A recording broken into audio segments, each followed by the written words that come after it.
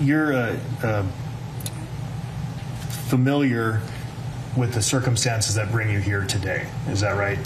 Yes, sir. And I need to show you a photo that's been received into evidence, and it's Exhibit 17. If you'd like to publish that. Right. You see Exhibit 17, and you see the defendant on top of a subject that you know to be George Floyd. Is that right? Yes, sir. Is this a use of force?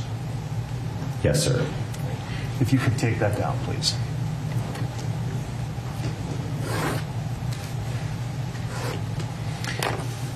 I want you to discuss, in terms of using force and using it safely, what you teach your trainees about sort of the frailty of the human body. It's important to be careful with people. Is that right? Oh, yes. It's very, very important to be careful. And there's some parts of the body that are more prone to injury than others, correct?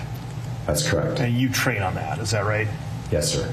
If we could display Exhibit 119, page 49.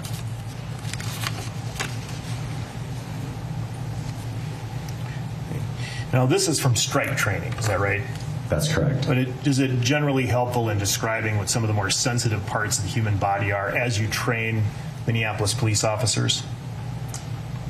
Related to strikes, yes. Could it be related to other types of restraint as well? I think you could stretch that some.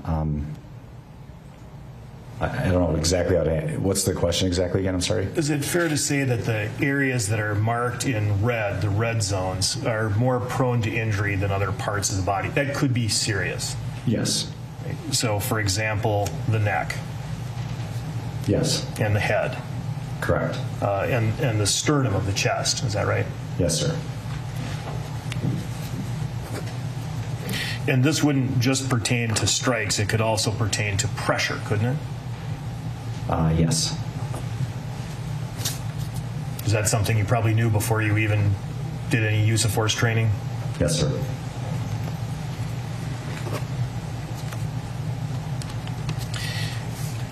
Well, I'd like you to then discuss with the jury the concept of neck restraints.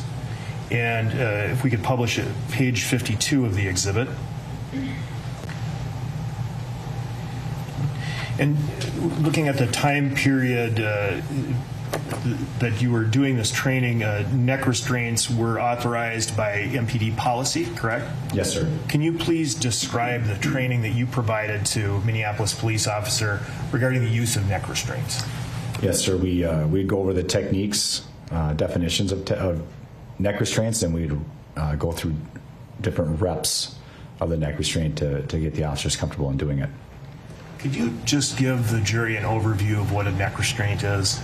Yes, sir. So neck restraint is constricting the sides of a person's neck, and they refer to it as a vascular neck restraint. So you're slowing the blood flow to and from the brain with the intent to gain control of a subject. And there are two different types of neck restraints in the MPD policy. Is that correct? Yes, sir. And those are what? The two levels are conscious neck restraint, so that means you've wrapped somebody up and they're still conscious, and you can gain compliance with many people with that. And then there's unconscious, and that's applying pressure until the person, when they're not complying, you put enough pressure that they become unconscious and then therefore comply. How does one actually apply a neck restraint? We teach a couple of different techniques, but the basic idea is you use your elbow as a landmark and you place your arm across. So your bicep would be on one side of the neck and your arm would be on the forearm on the other side of the neck. And then there's a couple of different hand placements, but then you apply pressure with head pressure on both sides of the neck to gain compliance. And you were demonstrating, you were using your arm to do that. That's correct. Can it also be done with the leg? It can be done with the leg. Does MPD train on how to do it with the leg?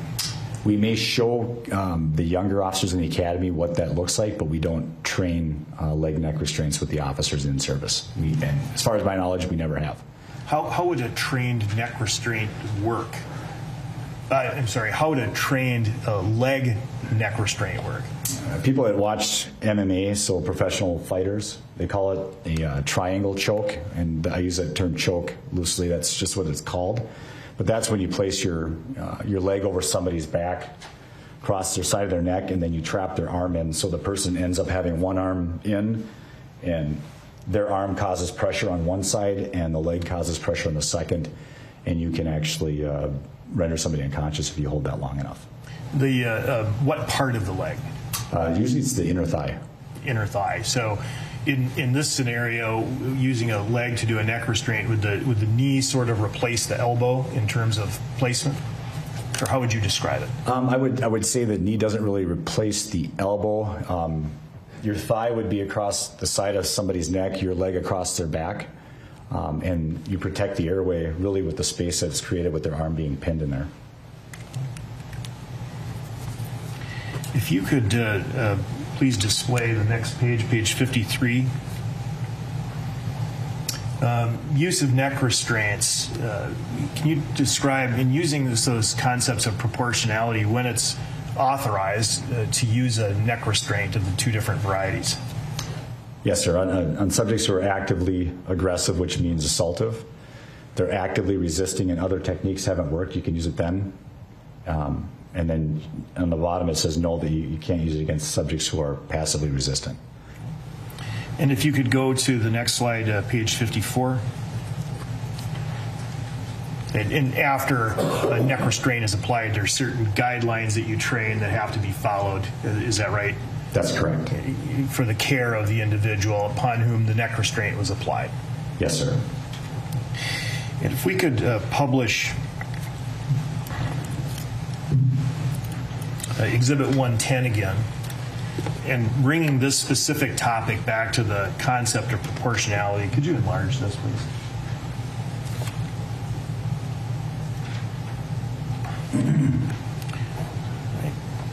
Do you have one of those styluses up there?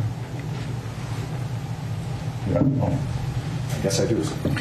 You can touch the screen and make a mark here. Unconscious neck restraint. An unconscious neck restraint is when the person would actually be rendered unconscious, correct? That's correct. And intentionally so. Yes, sir. Could you please underline unconscious neck restraint as you see it in this response and control guide? Yes, sir. And what subject activity, what level of subject activity would be required to use an unconscious neck restraint? Well, according to this chart, it's in the red area, so it would be active aggression. Okay. And do you agree with that? Yeah.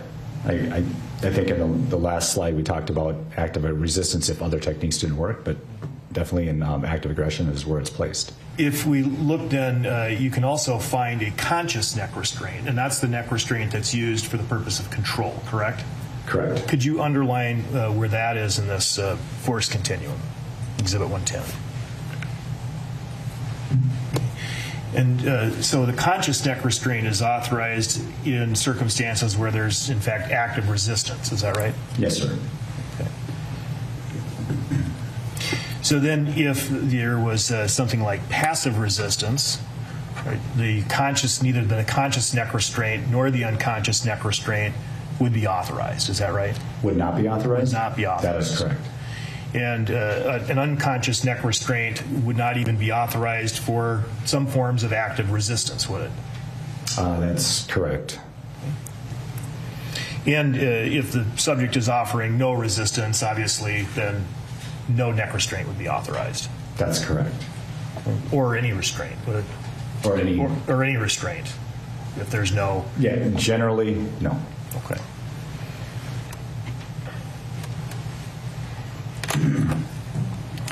In addition to the classroom training, you actually teach officers, show them physically how to do these sort of neck restraints? Yes, sir. At this time, I'd like to republish Exhibit 17. Sir, is this an MPD trained neck restraint? No, sir. Has it ever been? Not to my neck restraint? No, sir. Is this a MPD authorized restraint technique? A knee on the neck would be something that does happen in use of force that isn't unauthorized. And under what circumstances would that be authorized? How long can you do that? I don't know if there's a time frame. It would depend on the circumstances of the time. Which would include what? The type of resistance you're getting from the subject that you're putting the knee on. And so if there was, say for example, the subject was under control and handcuffed, would this be authorized? I would say no. If you could take that down, please. Hi everyone, George Stephanopoulos here. Thanks for checking out the ABC News YouTube channel. If you'd like to get more videos, show highlights, and watch live event coverage, click on the right over here to subscribe to our channel, and don't forget to download the ABC News app for breaking news alerts. Thanks for watching.